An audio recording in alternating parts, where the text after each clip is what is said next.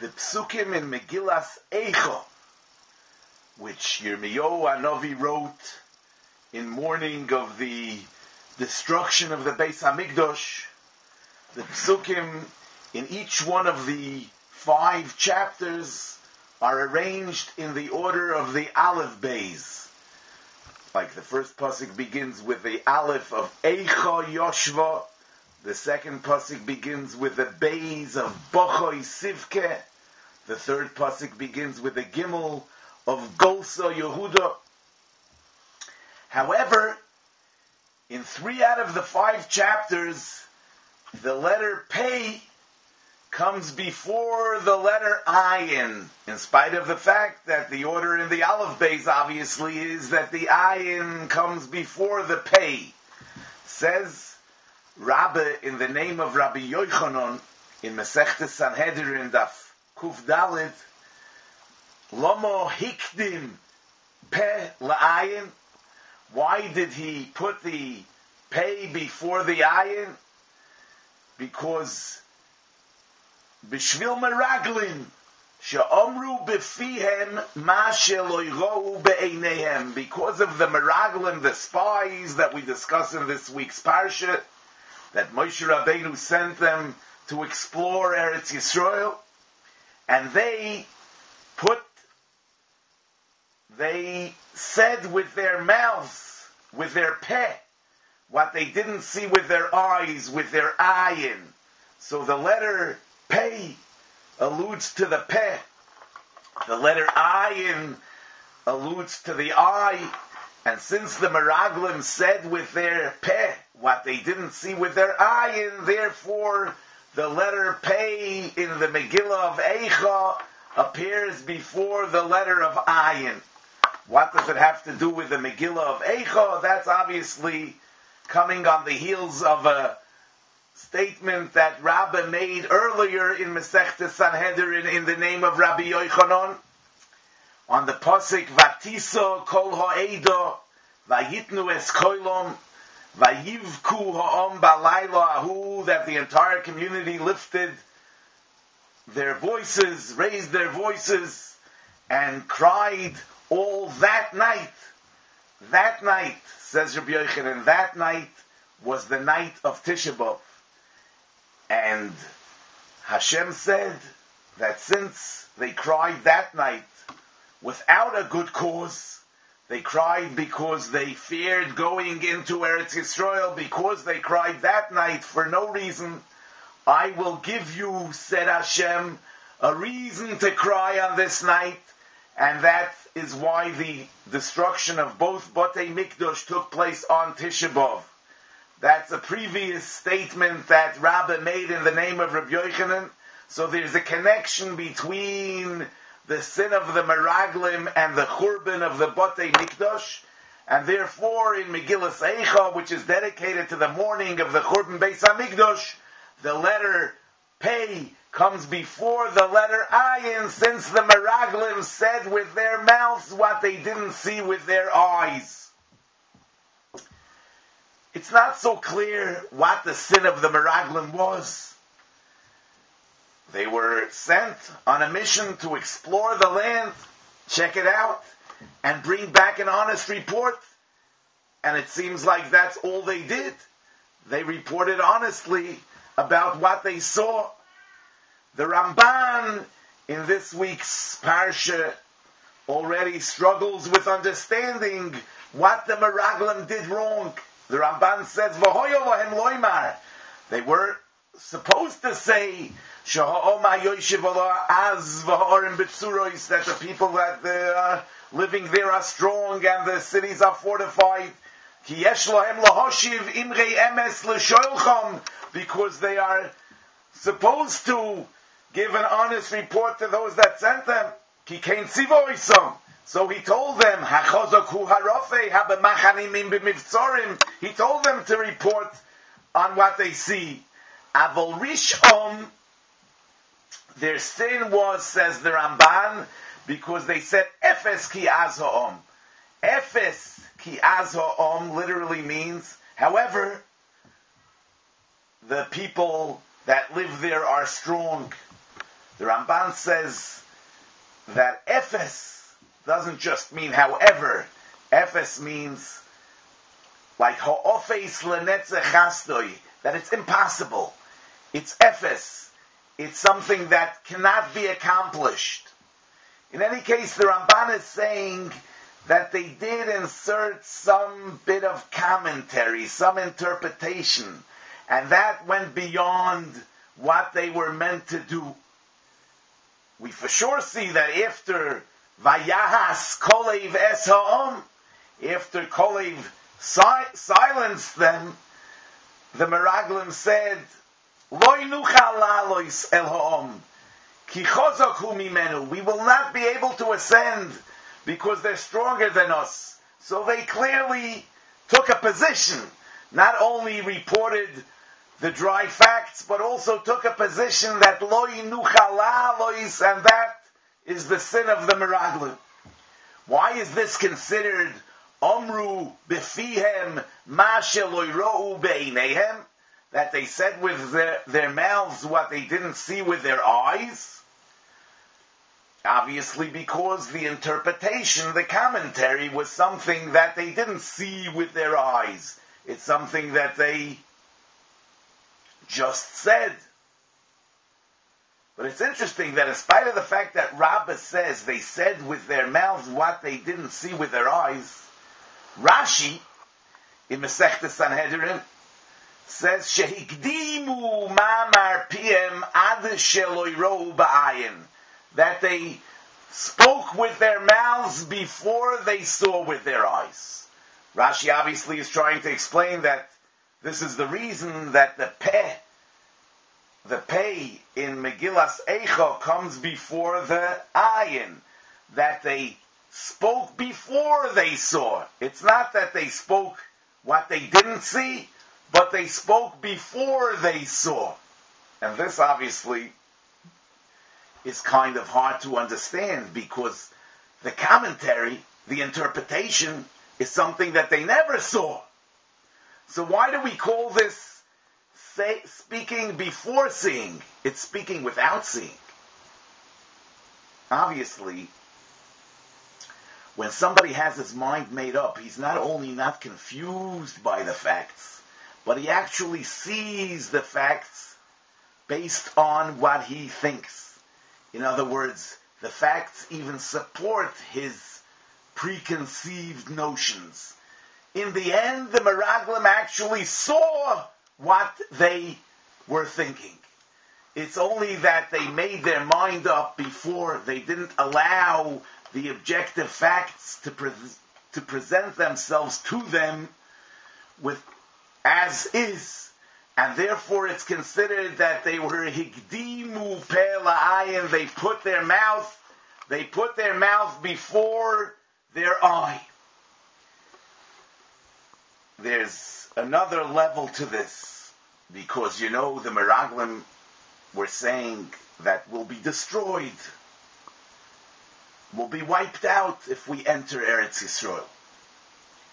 Actually, entering Eretz Yisrael did in the end bring about the destruction of the first and second Beis HaMikdash, the first and second Golus. So it wasn't like they saw something that wasn't true. However, it's not that because these things were meant to happen that they saw these things, but to the contrary, because they saw these things, that's why these things ended up happening. Because Chazal are telling us, Atem bechisem bechiyeh shel chinam. You cried for no good reason. I will give you a reason to cry. So the destruction, the churban, the exile is a consequence of what the Meraglim said. So they were makdim pe la'ayin. They had a position. They took a stand. They knew what they're going to see, and that's what they saw. But actually, what they saw was a consequence of their sin, and not that they saw what was going to happen in any case. You know, as they say in this week's Parsha, the Meraglim say, Vanehi be'eineinu kechagovim, v'chein hoyinu be'einehem. We were viewed by them as locusts, and so we were in our own eyes. They say, Vanehi be'eineinu kechagovim. We were locusts in our own eyes, and so we were in their eyes. So what came first? First, we perceived ourselves as chagovim. When we feel so small, then we're perceived by others the same way. So it's really something that begins from within. Just like what the Meraglim saw in the promised land was something that was based on what was happening in their own mind, so also the way they were perceived by the Canaanim was really based on their self-perception, based on how they saw themselves. So where did this all begin? Where did it all start? You know, the Meraglim were kulam anoshim. Rashi says chashuvim. They were the leaders of Klal Yisrael. The Targum Yonason says, tzaddikim, they were righteous men, they were pious men. Where did this decline start from? Why did this happen? You know, when we look at what the Meraglim said, there's a contradiction. On one hand, we know that they were moitzi dibas ha'oretz. They spoke negatively about the land. The Pasuk says in Tilim, vayimasu be'eretz chemda. They had a negative view about Eretz Yisrael. They said, Eretz oicheles yoishveho. It's a land that kills those that live there. As Rashi says, they said we saw them burying people every day. On the other hand, they say, Efes ki az ha'om. The people that are living there are strong and the cities are fortified. Now, if the land is a bad place to be, so even if it would be handed to us on a silver platter, we shouldn't even want it. On the other hand, if we can't conquer it, because they're so strong and the cities are so fortified, then even if it's a great place to live, we can't accomplish the mission. We can't do it. So why are they speaking from both sides of their mouths? On one hand, they're saying that the land is not good. On the other hand, they're saying that the people that are there are too strong and we can't conquer the land. There seems to be a contradiction. Moshe Rabbeinu says in Sefer Devarim, in Parshas Devarim, Vateirognu ba'ohalechem, Vatoimru B'sinas Hashem oisonu, hoitzionu me'eretz Mitzrayim. You spoke slanderously in your tents and said that out of hatred towards us, Hashem took us out of Mitzrayim to have us killed in the promised land. So it all started with a feeling of B'sinas Hashem oisonu. They felt hated. They felt like they aren't loved by the Rabbi Shalom. Now, when somebody feels unloved, when somebody feels hated, and he's offered a gift, he knows one of two things. Either the gift is not much of a gift, it's not as good as it sounds, or the offer is not serious. And therefore the Meraglim, since they had that feeling of B'sinas Hashem oisonu, Hashem hates us, so they actually said both things. The land is not a good land. We can't conquer the land.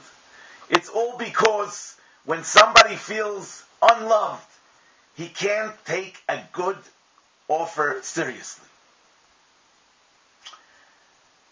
Rashi on the Pasuk B'sinas Hashem oisonu says V'hu hoya oihev eschem. Actually, the Rabbi Shalom, loved you.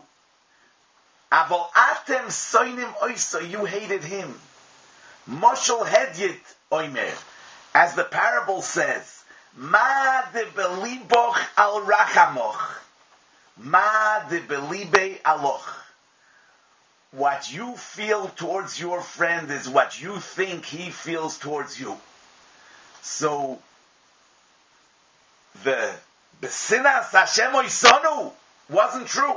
Hashem really loved you, but it was because you felt that way towards him. That's why you thought that he feels that way towards you. What does that mean? When I don't feel worthy of my friend's love, because I really dislike him, so I convince myself that he doesn't really love me, because I can't live with the guilt. I don't feel comfortable. If he actually is showering me with love and I can't reciprocate and I don't have those feelings towards him, I don't feel comfortable. And therefore, ma de beliboch al rachamoch, what you feel towards him, ma de belibe aloch is what you convince yourself he feels towards you. So, the feeling of besinas Hashem oisonu actually came from the feeling that they didn't feel that they loved the Rabbi Shalom. And why didn't they feel that way? The Sforno says they felt guilty for worshipping Avodah Zarah in Mitzrayim. So they felt unworthy of the Rabbi Shalom's love. And therefore they convinced themselves that he doesn't love them. And therefore they felt besinas Hashem oisonu. And therefore they were convinced that Eretz Yisrael is either not a good place to be, either they will not end up conquering it. So it was the high level of sensitivity that this Dor Deya, that these great tzaddikim had, the spiritual sensitivity that they had, that caused them to feel unloved by the Rabbeinu Shalom and therefore convince themselves that we're not getting Eretz Yisrael.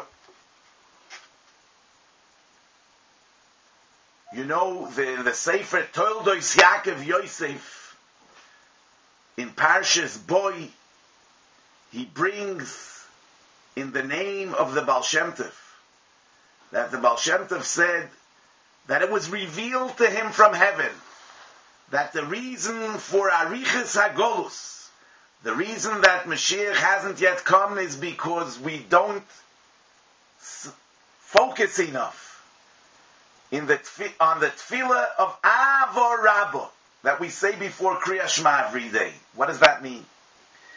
Avo Rabbo, we say Avo Rabbo Ahavtonu Hashem Elokeinu. We talk about the Rabbeinu Shalom's love towards us.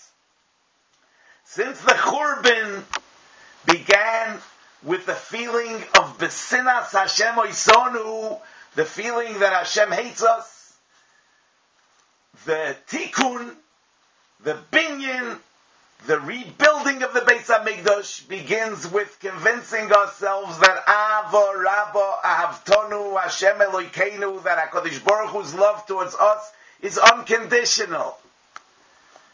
And even when things are rough, when things are tough, we know that it's tough love. We know that Hashem even punishes us, but it's because He loves us, not in spite of the fact that He loves us, and chas v'sholom, not because He doesn't love us. That's the tikkun. That's the way we correct the sin of thinking besinas Hashem oisonu. Just like over there, they took something that was objectively good and put a negative spin on it with the thought of besinas Hashem oisonu. The way to correct that is taking things that seem to be negative, taking life experiences that seem to be negative, and convince ourselves that they're actually positive. Avo Rabbo Ahavtonu Hashem Elokeinu, and that will prepare us for our own personal redemption and the redemption of the entire Klal Yisrael b'mehera b'yameinu. A guten Shabbos.